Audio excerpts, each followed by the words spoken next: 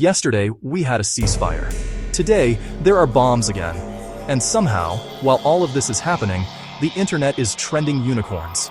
Wow, now that might sound random, but it's not. This situation in the Middle East is evolving fast. The Strait of Hormuz is back at the center of global attention and global tension. But this is not just geopolitical news. This is a financial report, a psychological narrative, and an opportunity story. Because every time something shifts at this level, it affects your gas prices, your cost of living, your investments, and ultimately, your financial future. So let's break this down in a way most people are not thinking about. Let's talk about what's actually going on, because what we're seeing right now is not stability.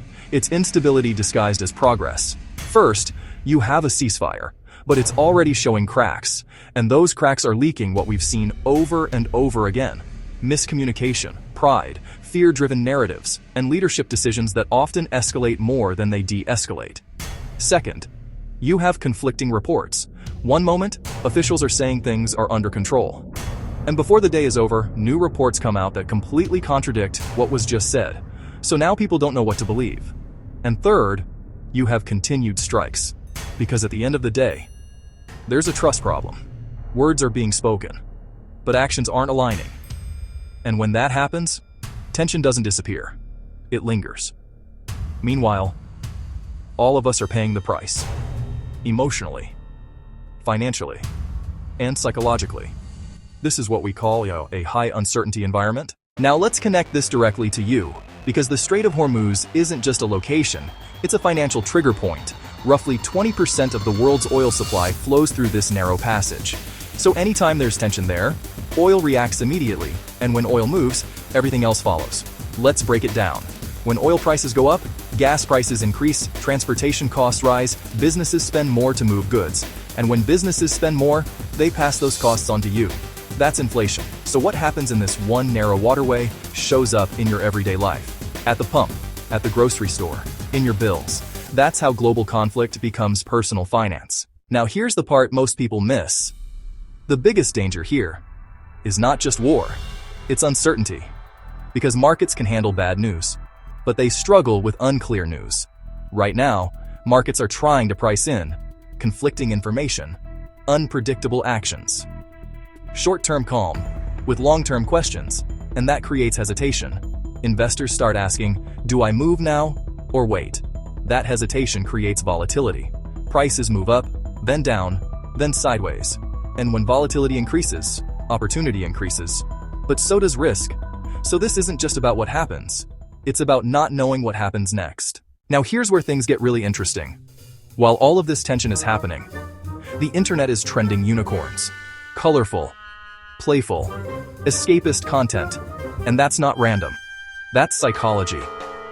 When people feel overwhelmed by uncertainty, stress, constant negative news, they look for emotional relief. Something lighter, something fun, something that feels safe. This is what's being called the radical whimsy trend. It's not about unicorns, it's about escape. And here's why that matters. Because markets are made up of people, and people don't just act on logic, they act on emotion. This is where everything connects. Human behavior drives market behavior. When people feel uncertain, they pull back, they hesitate, they react emotionally.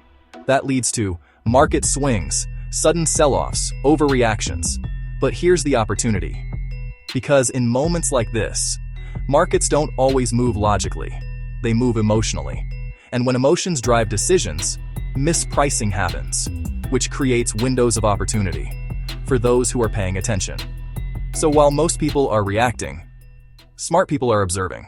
They're not panicking. They're watching very carefully. Here's what they're tracking. Oil prices, because oil is the signal market sentiment. How people are reacting. Patterns, not just headlines, because headlines are emotional.